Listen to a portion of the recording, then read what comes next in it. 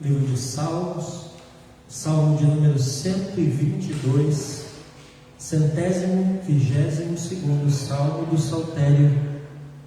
Tem por título Oração pela Paz de Jerusalém, Cântico de Peregrinação de Davi.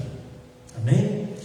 Enquanto os irmãos vão abrindo aí sua Bíblia, quero também dar as boas-vindas a todos que nos assistem, que participarão desta palavra por meio dessa transmissão aí no Facebook, nas redes sociais. Você que está recebendo aí na sua casa uma palavra diretamente aqui do púlpito da Restauração, seja abençoado e seja impactado por essa palavra na noite de hoje, em nome de Jesus. Amém? Todas as ministrações que acontecem aqui, elas também estão disponibilizadas depois no nosso canal no YouTube, A Verdade em Destaque, Então, é possível entrar lá no YouTube, no nosso canal, A Verdade em Destaque, e lá, além desta ministração que será colocada esta semana, várias outras ministrações, pregações, estudos bíblicos, aulas, imersões bíblicas. Tem um conteúdo muito grande ali, gratuitamente disponibilizado no canal A Verdade em Destaque no YouTube. Tá bom? Livro de Salmos, Salmo 122 diz assim: Alegrei-me quando me disseram: vamos à casa do Senhor. Pararam os nossos pés junto às suas portas, ó Jerusalém. Jerusalém, você que está construída como uma cidade bem sólida, para onde sobem as tribos do Senhor, como convém a Israel, para renderem graças ao nome do Senhor. Lá estão os tronos de justiça, os tronos da casa de Davi. Orem pela paz de Jerusalém, que sejam prósperos aqueles que a amam. Reine paz em seu meio e prosperidade nos seus palácios. Por amor dos meus irmãos e amigos eu peço, haja paz em você. Por amor da casa do Senhor nosso Deus, buscarei o seu bem. Amém? Hoje, irmãos, eu quero trazer da parte do Senhor a vocês uma palavra que é a continuação da ministração do domingo passado. Domingo passado nós falamos sobre caminho certo em tempos incertos, E hoje nós vamos dar continuidade a esta palavra, a este entendimento do Senhor para a nossa vida. Mas eu dei um outro nome ou um outro título à mensagem da noite de hoje. E hoje nós vamos falar de um assunto, irmã Sueli, muito necessário para a igreja de um modo geral, em especial, irmão Paulo, esta igreja aqui. E vocês já vão entender quando eu disser o tema da mensagem desta noite, porque que ele é tão necessário a esta igreja aqui. E hoje nós vamos falar sobre a importância de congregar. Amém? A importância de congregar. Você pode repetir após mim? Repita após mim. A importância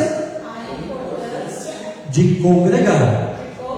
Mais uma vez, mais alto. A importância de congregar. Amém? E por que eu falei que esta ministração é uma continuação da semana passada? É uma continuação de caminho certo em tempos incertos. Porque nós estamos vivendo tempos muito confusos, atualmente. E o que caracteriza esses tempos confusos, Rafael, é que são tempos em que princípios são relativizados, em que princípios são, Cristina, reinterpretados, e como consequência disso, irmão Edson, valores acabam sendo invertidos. E um dos princípios que mais tem sido relativizado, por incrível que pareça, que mais tem sido reinterpretado e que mais tem sido invertido e até mesmo negligenciado é justamente o princípio do congregar. Diga comigo, congregar. Obviamente que na noite de hoje nós não vamos esgotar o assunto, mas toda a grande jornada, irmão Paulo, começa com um primeiro passo. E o Senhor trouxe ao meu espírito começar pelo Salmo 122. Por quê? Porque é o salmo que fala sobre a alegria de ir à casa do Senhor, o prazer de congregar com o povo de Deus. Aleluia! Existe uma preocupação generalizada de muitos líderes, de muitas igrejas, inclusive de mim, inclusive desta igreja, a respeito do fato de muitos irmãos estarem cada vez menos frequentando a igreja, faltando propositalmente as reuniões do povo de Deus. É um fato inegável, inquestionável, que muitos têm infelizmente deixado em último plano o compromisso com a adoração coletiva, com a adoração pública. Diga comigo, adoração pública. O que é adoração coletiva, pastor? Olha, irmãos, adoração coletiva é quando a igreja se reúne em determinado lugar para juntos adorar ao Senhor. Esse é o conceito mais básico. Não congregar, pastora Doni, é uma negligência grave para o crente. Não congregar, irmã Joseli, é um sintoma de sérios problemas espirituais na vida daquele que falta às reuniões da igreja.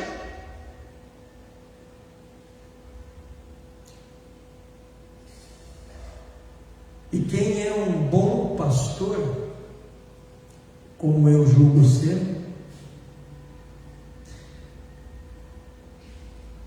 pergunta a esse irmão, a essa irmã que deveria estar congregando aqui hoje, o que aconteceu? E a resposta normalmente que você ouve é a seguinte: alguma desculpa lá, né? E a desculpa sempre termina assim: mas não se preocupe, pastor, está tudo bem. Eu quero dizer para os irmãos, eu vou provar pela Bíblia Sagrada nesta noite que não está tudo bem coisíssima nenhuma, que não está nada bem, e que este irmão, irmã querido, que tem negligenciado o congregar, está com uma doença espiritual seríssima, um sintoma espiritual grave, e correndo realmente o risco de morrer espiritualmente. Diga assim comigo: não congregar é algo muito sério, é algo muito perigoso. E quem não congrega repetidamente não está nada bem. Está nada bem. Então, além de uma preocupação dos líderes da igreja a nível mundial, e eu me incluo nesse grupo, esta deve também ser uma preocupação na vida dos irmãos.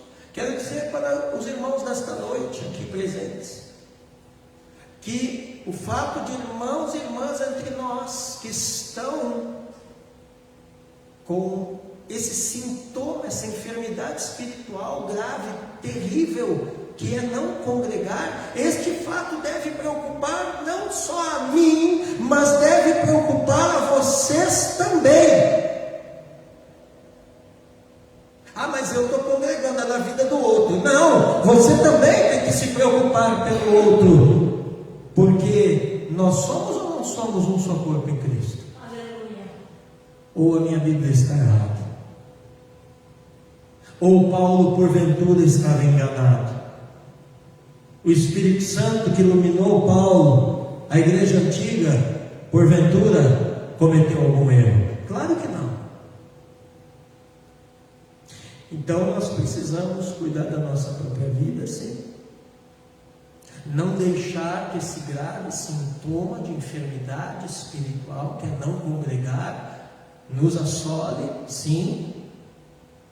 Mas devemos também, além dos líderes da igreja, nos preocupar a nível de irmão para com irmão, com relação à vida daqueles que não estão congregando. Irmãos,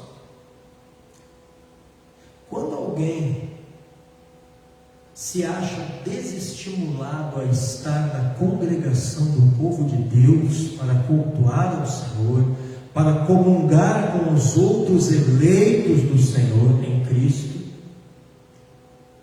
certamente está com problemas espirituais. Se eu e vocês, ou qualquer um dos que estão até pela rede social nos escutando nesta hora, nos assistindo nesta hora, se qualquer crente não sente falta das reuniões da igreja, meu irmão, minha irmã, precisa rever a fé. Por quê? Porque eu volto a dizer isso, é sinal que algo está muito errado.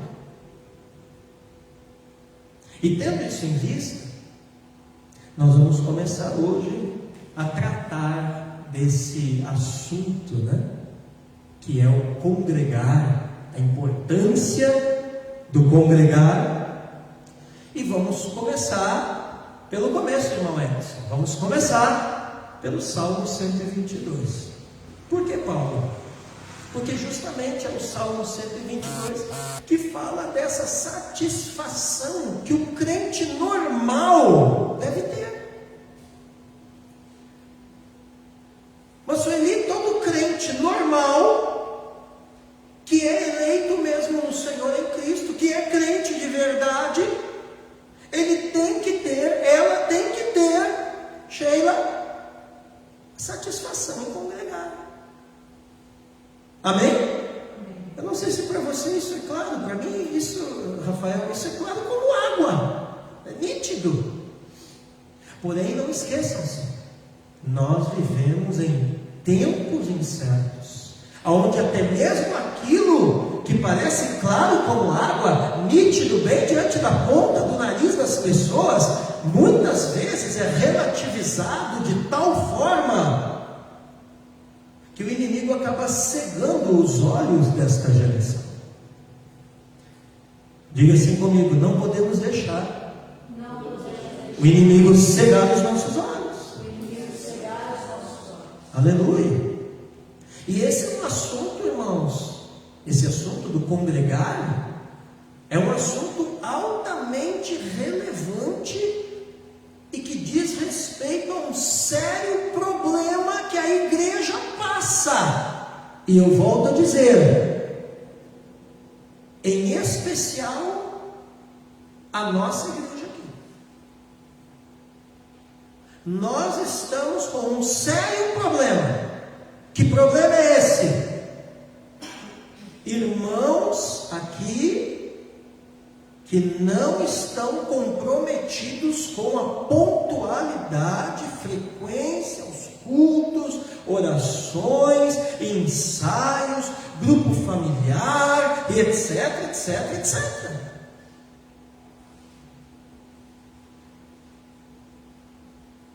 Veja bem, irmão Paulo está aqui, né? Não me deixa mentir, até mesmo que eu não minto. Veja bem, um exemplo. Infelizmente, irmãos, já vai fazer um ano, eu acho, né, irmão Paulo, que infelizmente nós tivemos que suspender por tempo indeterminado, mais uma vez, o discipulado de homens e mulheres que eram feitos toda a semana. Por quê? Porque a maioria dos irmãos e irmãs simplesmente não compareciam.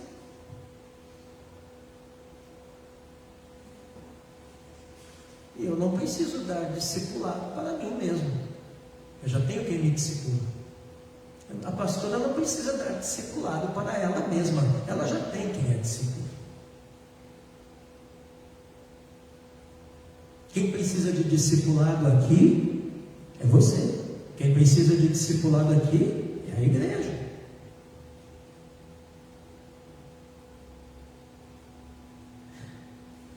Muitos irmãos faltam às chamadas e convocações da igreja. Muitas vezes, apenas, simplesmente, sem que nenhum motivo sério justifique isso. Eu não sei, irmãos, mas eu sou do tempo em que nada impedia o crente. Olha aqui, se a gente é realmente eleito no Senhor, volto a dizer, é a perseverança dos santos, nada impede o crente.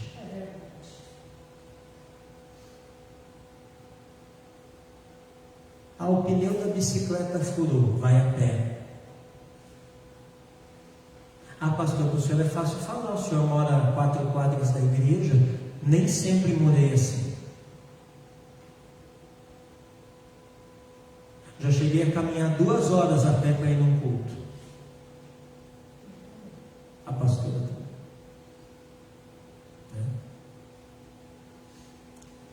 A visita chegou. Querido, meu compromisso com Deus, você está convidado para ir para o culto com a nossa família agora. Quer ir? Eu quero. Traz a visita para o culto. Não, então sinto muito, mas eu não vou mais poder receber você. Por quê? Porque mais importante que a visita é o meu relacionamento com meu Deus. E eu tenho autoridade para falar, porque na minha casa funciona assim. E a visita, se é realmente seu amigo, se é realmente uma visita de Deus, que deve estar ali comparecendo na sua casa, vai entender. E não só vai entender, vai até elogiar você. Eu tenho certeza que essa pessoa voltará dizendo: olha, como ela é séria com o Deus dela. Eu quero servir um Deus assim. Como ele é sério com o Deus dele. Eu quero ser um crente assim.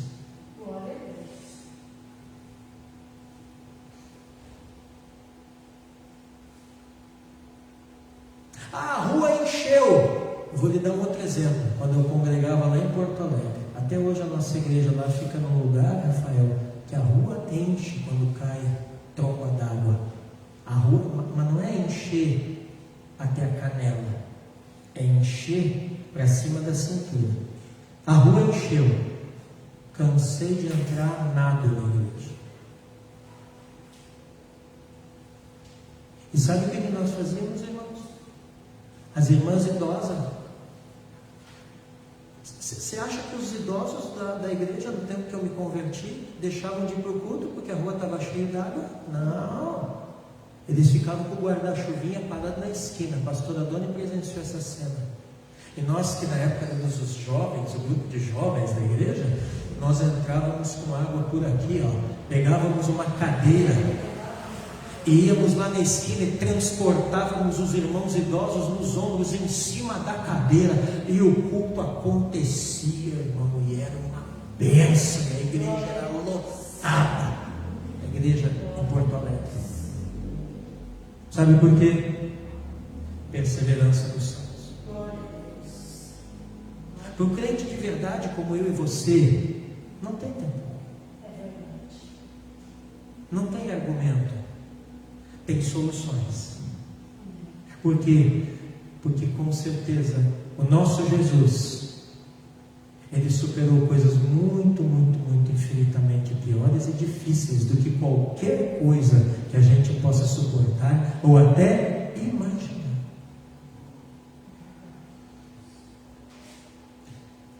Então, tem pessoas que faltam propositalmente ao culto por qualquer coisa. Vocês conhecem gente assim? Eu conheço. Mas, irmãos, deixar de congregar é um perigo. Diga comigo, é um perigo. É um perigo. É um perigo não só aos faltosos, mas é um perigo para a igreja local como um todo. Sabe por que é um perigo? Porque deixar de congregar também é um mau testemunho que estamos dando para os de fora da igreja.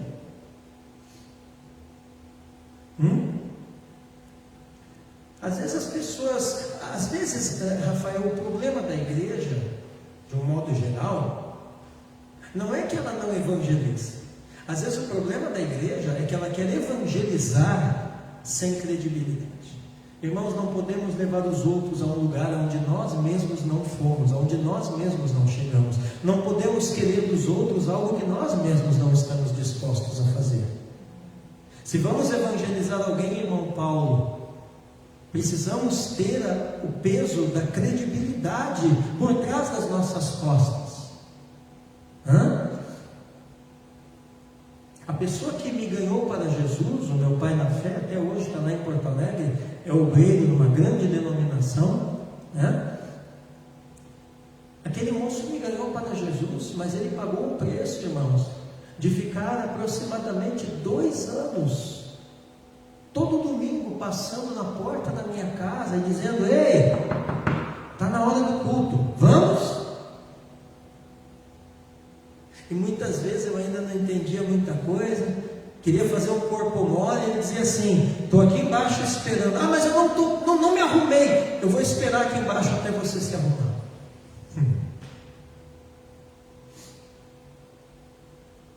É assim que o crente faz, o discipulador.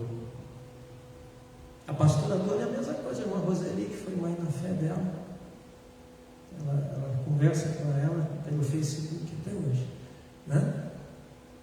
Passava lá na casa e levava ela para o culto. Claro que isso é durante um tempo, Até que finalmente eu aprendi a ir para a igreja sozinha, a pastora aprendeu, nós somos crentes que aprendemos a importância, o valor, a preciosidade, a maravilha, a bênção que existe no congregar na igreja, no culto, na comunhão dos irmãos. Irmãos, esse momento que nós experimentamos uns com os outros aqui, ainda que seja uma vez na semana, mas ele é inegociável. Inegociável. Aleluia.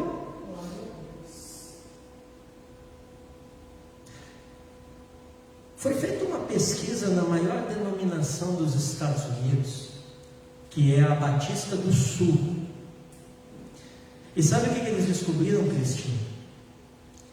Que de todos os membros daquela denominação, apenas 30% frequentava regularmente a igreja. Isso não é terrível? Portanto, a ausência na igreja, sobretudo depois da pandemia, é um problema atual, é um problema presente, é um problema preocupante, é um problema geral. Não é só nós aqui que enfrentamos esse problema, todo mundo no mundo inteiro enfrenta esse problema.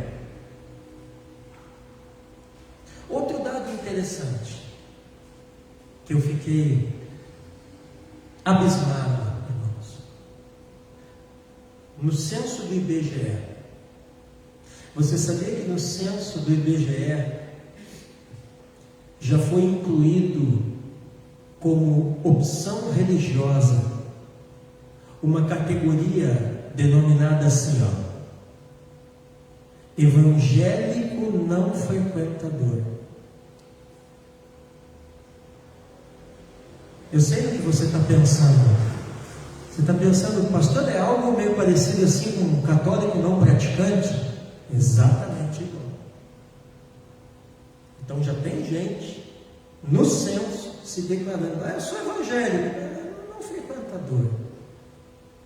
Meu irmão, a minha Bíblia não chama morno de quente, a minha Bíblia chama morno de morno. E o nome teológico disso, bíblico disso, é crente morto.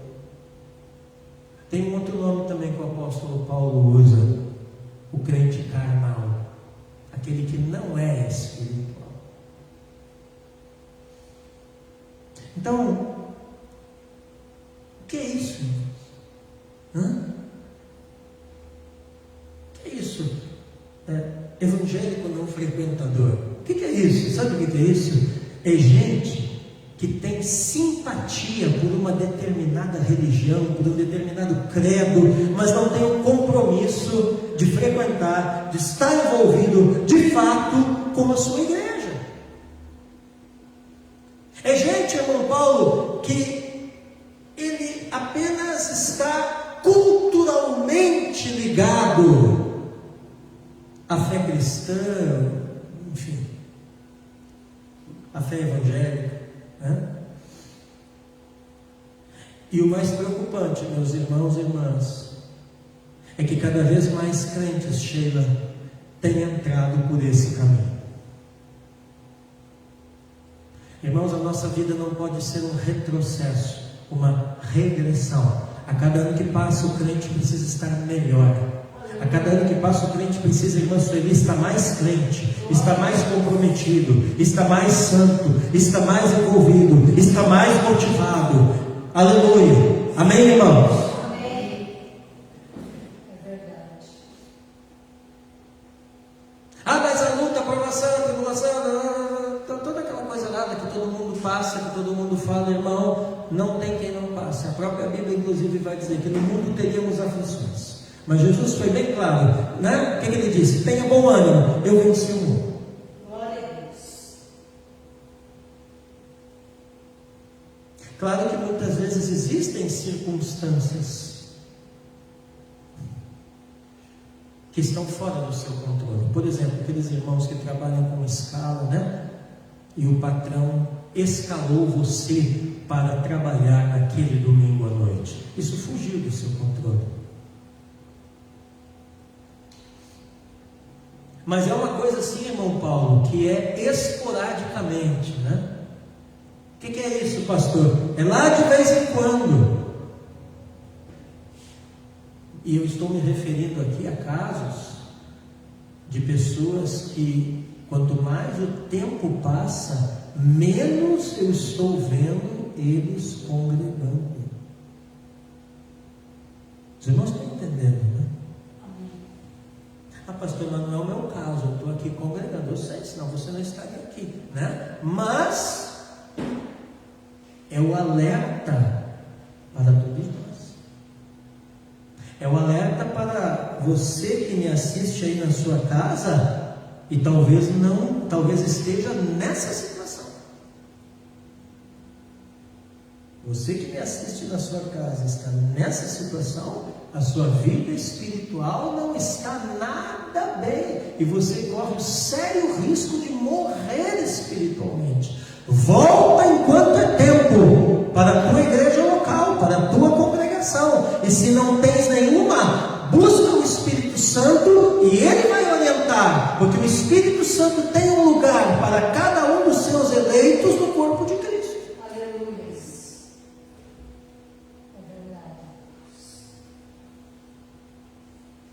Claro que no nosso caso, irmãos, aqui da restauração, né? No nosso caso não tem tanta relação com a pandemia, não. Sabe por quê? Porque em todo o período da pandemia, por nós sermos uma igreja de pequeno porte, e por nós termos aqui um espaço físico adequado, né? Que nos proporcionou seguir todas as normas exigidas pelas autoridades sanitárias, nós praticamente não deixamos de fazer os nossos cultos e as demais reuniões. Os irmãos me corrijam se eu estiver errado, mas eu acho que foi só umas 2 vezes na semana, umas 2 vezes, né? Durante toda a pandemia, pelo que eu me lembre, foi só uns 2 finais de semana que nós não fizemos as nossas reuniões aqui, tivemos que ir para o online, porque aí sim as autoridades determinaram que deveria fechar, independente do número de pessoas. Né? Mas foi só. Então, no nosso caso, não tem muito a ver com a pandemia. Talvez no caso de algumas grandes igrejas tenha, né? Mas no nosso caso, irmãos, e no de muitos crentes por aí, esse congregar cada vez menos não tem a ver com pandemia, tem a ver com frieza espiritual. Eles esfriaram. Tem a ver com desinteresse pelas coisas do Senhor. A falta de congregar é uma enfermidade espiritual. Tem afetado muitas igrejas. E nós aqui precisamos encarar isso de frente e precisamos resolver isso. Amém? Aí tem gente, irmã Sueli, que pode achar, né? Mas não tem tanto problema assim.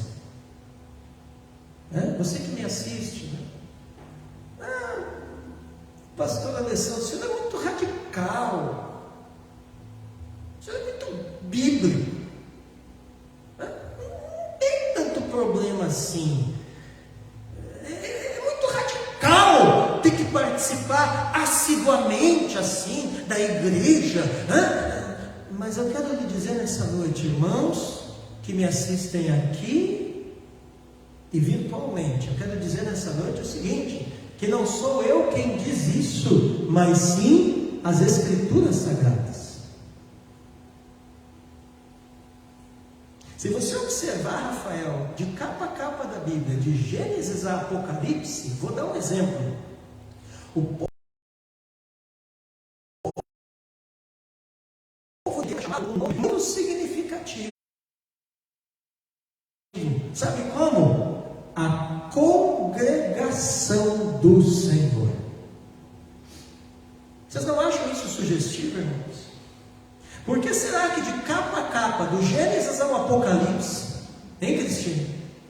O povo de Deus é chamado de vários nomes, mas um dos nomes que mais é chamado, pastora, a congregação do Senhor. Será que Deus está querendo enfatizar alguma coisa, Sheila? Não sei, né?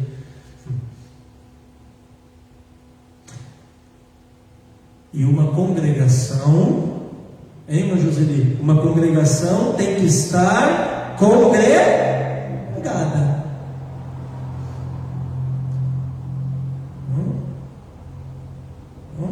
Congregação, congregada. Congregação, congregada. Quem diz diz isso? Não sou eu, Deus. Aonde? Nas Sagradas Escrituras. Esse nome, irmãos, esse nome, você que me assiste, não é por acaso.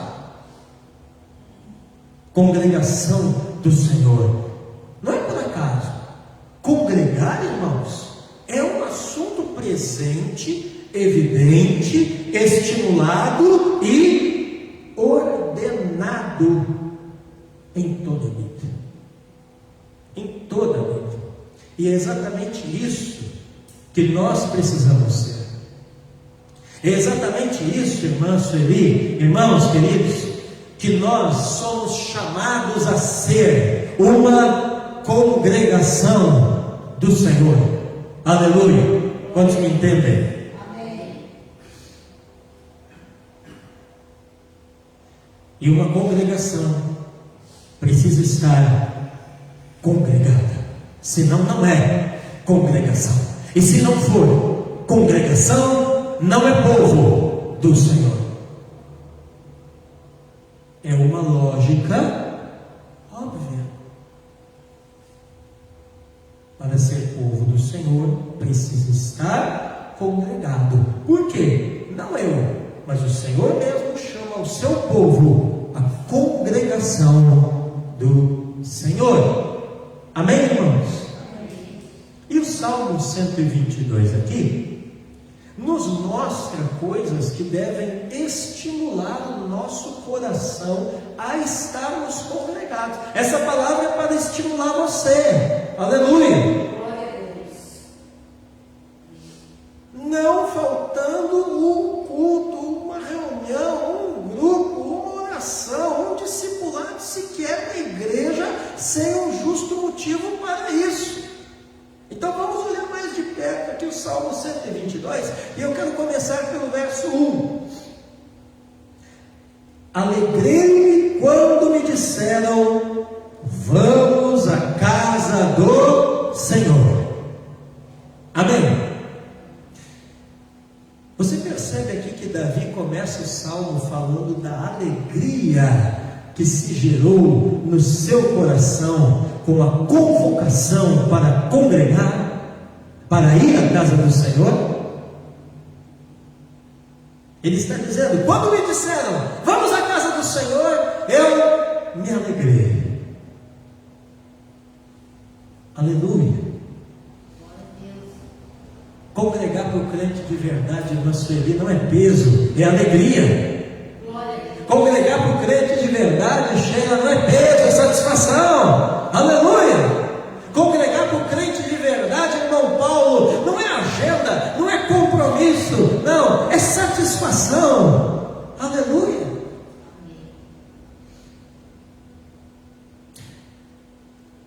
Só que Davi deixa uma coisa clara aqui, irmã Joseli. O verso 1, talvez você nunca tenha visto esse versículo com esses olhos.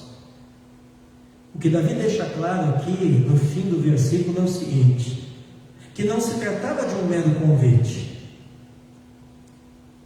Não é assim alguém que chegou e disse: ei, vamos à casa do Senhor? Não. Se você olhar aqui, você vai ver que trata-se de uma santa convocação. Alegrei-me quando me disseram, no imperativo: vamos à casa do Senhor. Aleluia. E aí nós vamos olhar, isso está completamente, isso que eu estou dizendo aqui, que é uma convocação, né? Que congregar é uma convocação do Senhor que deve dar prazer ao crente de verdade. Isso está completamente em linha com o ensino do Antigo Testamento. Lá no Antigo Testamento, quando você lê a Bíblia, havia as santas convocações para se comparecer à presença do Senhor, em especial nas épocas das festas bíblicas. E Davi está dizendo o seguinte: quando eu ouço uma santa convocação para ir à casa de Deus, o meu coração se alegra. É isso que ele está dizendo no Salmo 122, verso 1. Ir à casa de Deus, estar junto com o povo de Deus, era motivo de alegria e precisa continuar sendo. Aleluia! Você está alegre com o Senhor nessa noite? Amém. Aleluia!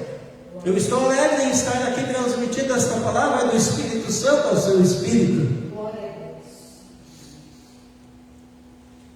Então, o que nós temos que entender, irmãos, irmãs, é que não se trata apenas de sair de casa e ir a algum lugar, mas trata-se de estar com os irmãos, com as pessoas, com os eleitos, que quando se reúnem, formam a igreja do Senhor. Trata-se de se alegrar com o momento em que se estará reunido como igreja, no ambiente da casa de Deus, quando o Espírito Santo, aqui nesse ambiente, aleluia, da vida, quando o Espírito Santo faz da congregação, no momento do culto, o seu tabernáculo.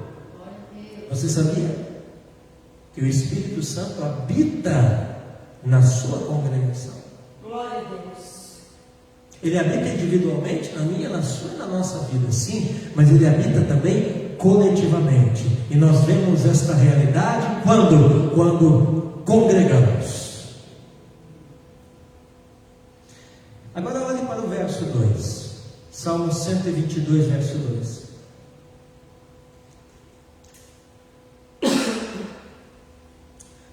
Pararam os nossos pés junto às suas portas, ó Jerusalém.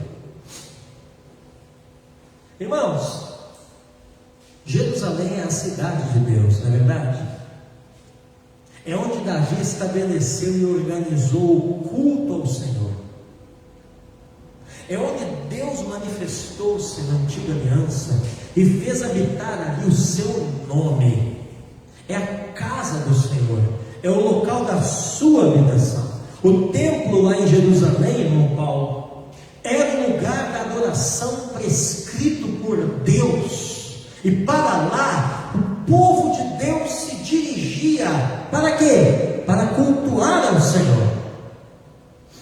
E Davi, aqui no verso 2, vai dizer o seguinte: que os pés dos adoradores do Senhor já estavam dentro das portas de Jerusalém.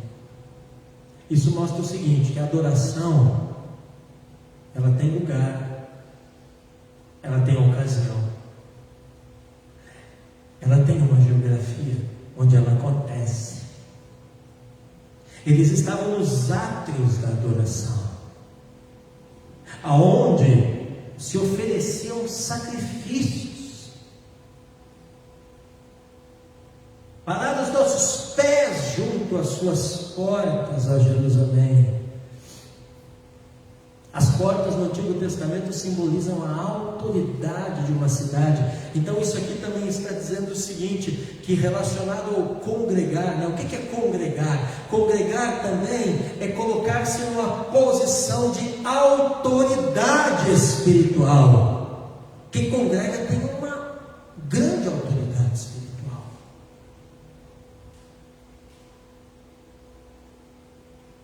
Tem muito crente por aí hoje em dia que não tem autoridade espiritual por vários fatores. E um destes fatores é que ele e ela não congrega regularmente. E Davi, ele vai continuar falando da sua satisfação em estar ali, né? E veja também outra coisa que eu quero pontuar aqui, irmãos. Os pés dos adoradores estavam dentro de Jerusalém. Amém? Culto não acontece lá fora da igreja.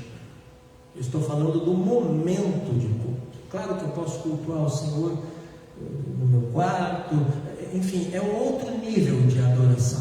Nós temos que entender que a adoração tem níveis. Não é a isso que eu me refiro na mensagem desta noite. Eu estou falando do coletivo, do corpo, da realidade coletiva, da igreja reunida, do congregar. É isso que nos importa aqui nessa noite. Mas assim, às vezes eu percebo alguns irmãos que têm um péssimo hábito, né? de ficarem para o lado de fora da igreja. Irmãos, eu não entendo um crente que vem para o culto e fica para o lado de fora da igreja. O que ele espera encontrar lá do lado de fora da igreja, né? Se for para ficar para o lado de fora da igreja, melhor nem vir para o culto. Vem fazer o quê? O culto não está acontecendo lá na esquina, lá na calçada, lá do lado da rua, né? O culto está acontecendo aqui dentro da igreja. Ou então, às vezes eu vejo alguns irmãos ficam por aí escurados pelas portas, pelos cantos. Meu irmão, quem tem que ficar na porta da igreja é o irmão que está cuidando lá de porteiro, de porteira naquele dia. Você e eu, para dentro dos átrios, para dentro do templo. E quanto mais próximo aqui do altar, melhor, porque é do altar aqui que flui, que manifesta aquilo que Deus tem para nós. Aleluia. Glória a Deus. Glória a Deus. Parece assim coisas que não tem nada a ver, sabe, irmãos? Mas são coisas que você começa a observar e perceber que os crentes antigos, apesar de em alguns momentos eles serem um pouco extremistas, mas eles sabiam sim, tinham razão em muitas coisas. E nós precisamos resgatar isso. Aleluia. Não é algo místico. Então eu vou sentar dentro do templo na hora do culto, mais perto do altar, e tudo vai acontecer. Não. Você tem que ter atitude de adorador. Adorar em espírito e em verdade. Mas quanto mais no interior, quanto mais próximo, quanto mais perto, é uma atitude que você está sinalizando com ela no mundo espiritual. Senhor, eu tenho intimidade do teu altar, eu quero estar perto do altar, eu quero estar perto dos irmãos, eu quero estar dentro do lugar aonde o culto, a adoração, a celebração está acontecendo. Eu não quero estar lá na esquina, lá na calçada, lá não sei aonde.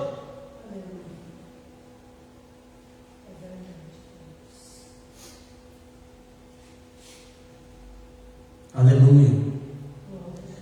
Então perceba que para se tornar o povo de Deus como igreja, é isso que eu estou querendo que os irmãos entendam nessa noite. Não sei se você está entendendo, irmãos.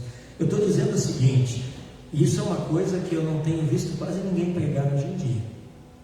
Para se tornar o povo de Deus como igreja, não é só um movimento espiritual, há um movimento físico também.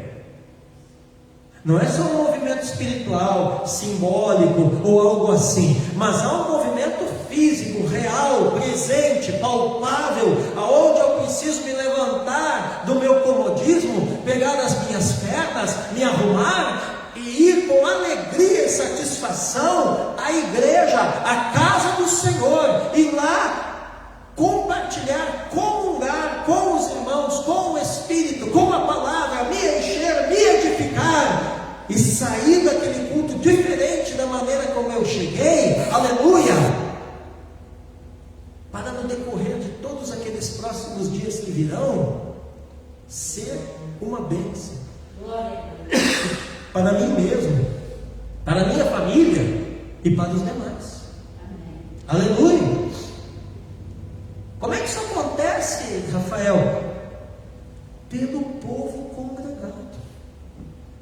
E isso alegrava o coração do salmista Davi. Perceba que o coração de Davi se alegrava com aquilo que alegrava o coração de Deus. Opa! Vou repetir. O coração de Davi se alegrava com o que alegrava o coração de Deus. Da onde está essa alegria do Davi? Porque ele sabia que o coração de Deus estava alegre quando via o povo reunindo-se, congregando em Jerusalém. Diga comigo, alegrar-se com o que alegra o coração de Deus. Então a pergunta para você nessa noite, agora nós vamos já indo para a aplicação prática da mensagem e próximos da finalização. A pergunta para você que me assiste aí online e para vocês, os irmãos e irmãs que estão presentes aqui no templo, é a seguinte: com o que se alegra o seu coração? Com o que se alegra o seu coração? Com o que se alegra o meu coração? Com o que se alegra o nosso coração? O nosso coração se alegra, irmã Sueli, com aquilo que alegra o coração de Deus? Ou o nosso coração anda por aí, parecendo assim meio que uma pipa solta, sem direção, voada, né? Se alegrando com coisas que não tem nada a ver com Deus, nada a ver com a igreja, nada a ver com a palavra, nada a ver com o Espírito Santo, nada a ver com a irmandade, com a congregação, nada a ver com o reino de Deus. Não. O nosso coração precisa se alegrar com o que alegra o coração de Deus. Se realmente não somos salvos, não somos eleitos. Por quê? Porque o que acontece por ocasião do processo da salvação na vida de alguém? Ele recebe várias coisas novas, mas especialmente da parte de Deus, um novo coração. E esse novo coração vem do próprio Deus. Quem tem novo coração, o seu coração se alegra com o que alegra o coração de Deus. Aleluia. Mas se o que alegra o coração de Deus entristece ao meu coração, é sinal que eu não tenho novo coração, coisa nenhuma. É sinal que eu não sou salvo ainda, coisa nenhuma. Talvez eu esteja, talvez alguém esteja convencido, mas não de fato convertido. Aleluia. E eu quero ainda olhar o verso 3. Jerusalém está construída como uma cidade bem sólida. Amém? É interessante observarmos, irmãos, nos salmos, principalmente os salmos de peregrinação, os salmos de louvor ao Senhor. Uma coisa interessante de observar nesses salmos é o seguinte: vocês já perceberam que sempre há um elogio sobre Jerusalém? Todo salmo de peregrinação, os salmos de louvor ao Senhor, sempre vai haver um elogio sobre Jerusalém, orações sobre o bem de Jerusalém, sobre a paz de Jerusalém, a favor de Jerusalém. Amém? E como o salmista e o povo de Deus proclamavam o seu amor por aquela cidade, Jerusalém, aquele local geográfico específico, nós devemos proclamar o nosso amor pela nossa igreja local. Vou repetir. Como o salmista proclamava o seu amor por Jerusalém, lugar real, físico, geográfico, na terra, nós precisamos proclamar o nosso amor pela nossa igreja local, pela nossa congregação. Congregar é uma declaração de amor por aqueles que o Cordeiro ama. E o Cordeiro ama aqueles que ele lavou e remiu com o seu próprio sangue, a sua igreja. Congregar é uma declaração de amor também pela sua cidade. Tem gente que diz que ama Paranaguá, mas não congrega, então não ama Paranaguá, coisa nenhuma. Talvez queira só se aproveitar dos benefícios da nossa cidade. Por quê? Porque é bíblico. Quem ama a sua cidade, congrega. Quem ama a sua igreja, congrega. Quem ama os seus irmãos, congrega. Quem ama o que Deus ama, faz o que Deus manda. Quem ama o que Deus ama, faz o que Deus manda. E não lhe é pesado, porque obedece em amor. Então ele e ela congrega. Aleluia. Ah, pastor, mas isso é idolatria. Idolatria? Isso não tem nada a ver com idolatria, irmãos. Mas isso tem a ver com aquele lugar físico chamado Jerusalém, que existe até hoje, né? O que aquele lugar representava para eles. Está idolatrando a congregação agora, pastor? Não. Não distorça as minhas palavras, porque elas são bíblicas, são de Deus. Isso não tem nada a ver com idolatria. Isso não tem nada a ver com idolatrar. Isso tem a ver com um lugar Assim como Jerusalém representava algo para eles, a sua igreja local é a sua Jerusalém espiritual. Ela precisa representar algo para você.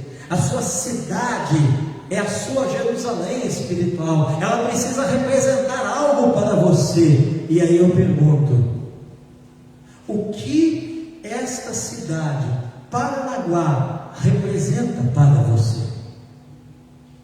O que esta igreja local, a Restauração, representa para você?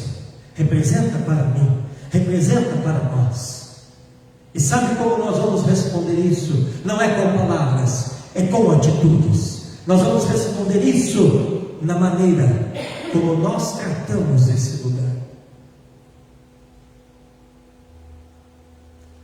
Como você trata a sua igreja é o que ela representa para ti.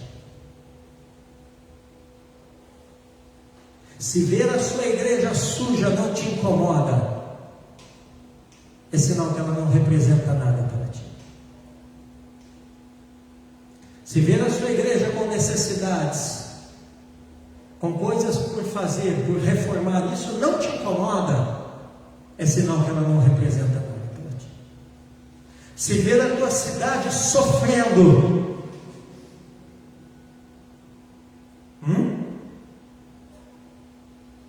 teu bairro, tua rua, tua quadra, isso não te incomoda em nada, a ponto de você nem fazer o básico, que é de repente limpar a frente da tua própria casa, né? Então é sinal que a tua cidade não significa nada para ti. Por quê? Porque como você trata o lugar que você está sediado, é o valor que você dá para aquele lugar, para aquelas pessoas, seja a cidade, seja a igreja local, seja a sua casa, seja como for. Aleluia! E note aqui, no Salmo 122, verso 3, né? Que a casa de Deus estava onde? Em Jerusalém. E na casa de Deus quem é que habita? O diabo? Não. Quem habita na casa de Deus? Deus, com a sua glória. Lá estava a arca, lá estava o testemunho do Senhor, era ali onde Deus recebia a sua adoração. Ali em Jerusalém, devido ao ofício sacerdotal, o homem era conectado a Deus, levava ali a sua oferta, que seria recebida pelo Senhor através do sacerdócio. Ali era proclamada a bênção do Senhor sobre o seu povo, o perdão dos seus pecados. Ali Davi podia estar com seus irmãos cantando louvores ao Senhor. Ali em Jerusalém era o lugar do culto a Deus. Por quê? Porque Deus estava ali. Então esse amor, esse elogio, essa admiração por Jerusalém, isso não era idolatria. Está idolatrando Jerusalém? Não, isso não era idolatria. Por quê? Porque Jerusalém representava o lugar onde habitava a glória de Deus. Jerusalém era tão amada, por quê? Porque Deus e a sua glória estavam ali. E é exatamente isso, irmãos, Deus e a sua glória, que torna esta igreja local, que torna a sua igreja local, esse lugar físico, geográfico, real, esse prédio, esse templo, quando a igreja está aqui reunida, é justamente Deus e a sua glória que dão sentido, que dão significado a este lugar. Aqui é a igreja, quando a igreja local se reúne aqui. Onde você congrega é a igreja, quando a igreja local se reúne lá. Nós somos a igreja, Rafael, quando estamos aqui reunidos como povo de Deus. Aí esse lugar se torna a casa do Senhor. Aleluia. Nada mudou. Ah, pastor, mas até agora o senhor só falou do Antigo Testamento. Então, para os irmãos que acham que o Antigo Testamento não tem nada a ver com o Novo, eu vou te mostrar que o que eu preguei até agora está alinhado com a doutrina cristã também no Novo Testamento. Por quê? Porque Paulo vai ensinar que o Espírito Santo habita no corpo que é a igreja. O Espírito Santo habita no nosso corpo individualmente, amém? Sim ou não? Mas ao mesmo tempo habita no corpo coletivo, que é a reunião da sua igreja. Então nós juntos, nós reunidos, a congregação, formamos uma realidade espiritual e física também, que é o santuário do Espírito do Senhor. 1 Coríntios 12, 27. 1 Coríntios 12, 27, Paulo diz assim: ora, vocês são o corpo de Cristo e individualmente membros desse corpo. Ei, igreja local de Corinto, vocês são o corpo de Cristo e individualmente membros desse corpo. Agora, um membro sozinho não é corpo, é membro. O corpo reunido é corpo. O membro sozinho não é corpo, é membro. Para ser corpo, tem que congregar, tem que reunir. E quando o membro insiste em querer ser corpo, sem congregar, andando sozinho, andando isolado, achando que ele, que ela é autoridade sobre si mesmo, o que vai acontecer com este membro? Vai morrer. Você que me assiste, experimenta tirar um órgão qualquer do seu corpo e deixa ele num canto separado do corpo e vamos ver, é uma questão de pouquíssimo tempo para que esse membro morra. Não é verdade, irmãos? Então ninguém se iluda achando que vai permanecer vivo espiritualmente sem o corpo, achando que vai permanecer vivo espiritualmente sem congregar, achando que a igreja não é tão importante assim, achando que faltar aos cultos, às reuniões, aos discipulados, às orações não é tão importante assim, porque ela está numa rota mortal. Há caminhos que ao homem parecem bons, mas o seu final são caminhos de morte, diz a Bíblia. Então é por isso que quando nós estamos reunidos como igreja, nós precisamos ser zelosos no nosso procedimento. Por quê? Porque aqui está o corpo, porque aqui está o santuário do Deus vivo, porque aqui está o lugar onde Deus habita e se manifesta. Aleluia! Precisamos ser zelosos no nosso procedimento. Sabe por quê, Rafael? Para não haver profanação. É verdade, Deus. Tem gente que, em nome de uma suposta liberdade espiritual, confunde adoração com profanação. Nós não temos, você que me assiste, não tem, nós não temos liberdade, autoridade nenhuma para cometer profanação. Não confunda liberdade espiritual, liberdade no espírito, com profanação. Eclesiastes capítulo 5, verso 1, a parte A do versículo diz assim, agora você vai entender o porquê desse versículo. Guarde o pé quando você entrar na casa de Deus. O significado é simples, não se entre para a presença de Deus de qualquer jeito, de qualquer maneira.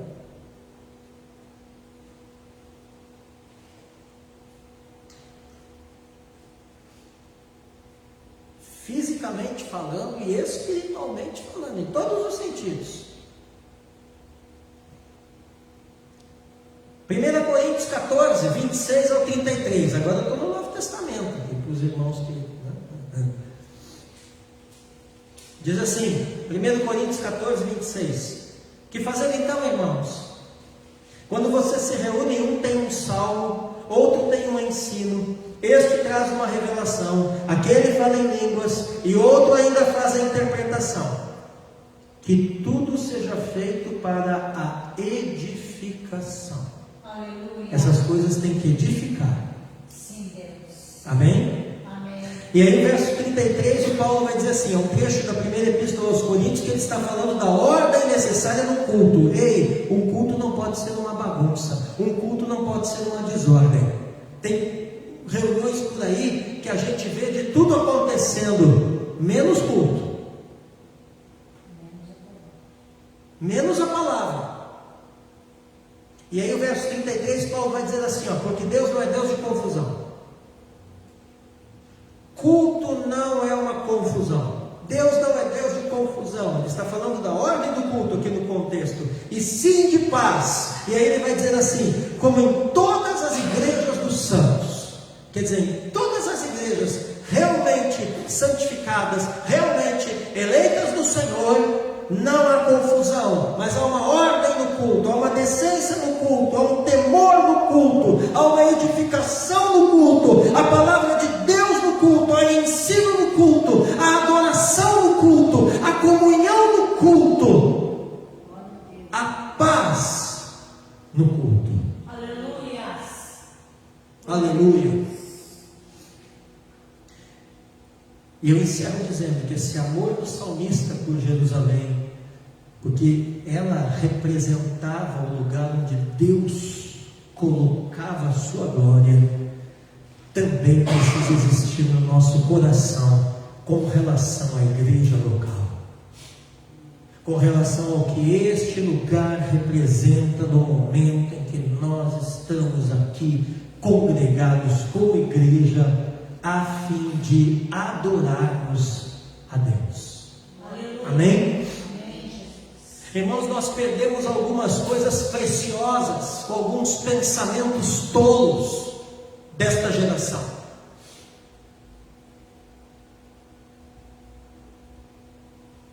Tem muita gente na igreja pensando tolices. Quer ver um pensamento tolo? Pastor, isso aí que tu está pregando não tem nada a ver. Culto, igreja, isso é só estrutura. Tolice, não é isso que a Bíblia ensina. Mas não é estrutura, claro que é estrutura, mas o que não se para pensar é no que essa estrutura significa. O que não se para pensar, o que os tolos desta geração não entenderam ainda e não param para pensar, é o que simboliza isso aqui, é o que simboliza essa estrutura, o que tudo isso aqui representa para nós, além de um simples culto, um simples prédio, um simples local, um simples templo, uma simples reunião. Que de simples não tenha nada. Tem que ser muito tolo para achar. A representação disso tudo biblicamente, irmãos, tem a ver com Deus que escolheu para esta congregação, para esta igreja local, este lugar. Por que nós estamos aqui neste lugar? Porque Deus escolheu. E escolheu de tal maneira que nos deu. Glória a Deus. Ele nos deu este lugar nesta cidade, a fim de que aqui haja adoração, não confusão. Adoração, não divisão. Adoração, não rebelião. Adoração, não murmuração. Adoração, não má vontade. Adoração, não preguiça. Adoração. Amém? Ele escolheu este lugar, e a sua igreja local, você que me ouve, para ser um lugar onde Ele manifesta o seu favor, quando nós nos reunimos aqui, e você traz ao Senhor o seu louvor, a sua oração, a sua adoração, a sua atenção, a sua oferta, a sua gratidão, os seus dízimos, os seus votos, o seu clamor, etc. E junto com os seus irmãos, neste lugar, você experimenta a presença especial de Cristo no meio da igreja, no meio da congregação, a presença do seu Espírito Santo que habita na congregação. Amém? É aqui que você ouve a bênção do Senhor quando proclamada pela pregação fiel das Escrituras. É aqui, é aí na sua igreja local, que você é exortado, edificado, consolado pelo Senhor, através da pregação fiel das Escrituras. Amém. Eu vou parar por aqui. E que nós, pela graça de Deus, não deixemos de congregar. Essa palavra terá continuidade, com certeza. Mas que você guarde no teu espírito que o Senhor falou até aqui. Porque até aqui Deus tem nos ajudado. Amém? Vamos ficar em pé e vamos adorar ao Senhor. Aleluia. E você que me assiste, que porventura está faltoso no congregado, olha aqui, meu irmão. Volta aonde caíste, arrepende-te e retorna a congregar ao Senhor. Porque você precisa ser sarado, curado dessa doença espiritual que, se você não levar a sério, certamente irá matar a sua fé. Mas Deus não quer que a sua fé morra, mas que a sua fé seja vivificada e acesa, avivada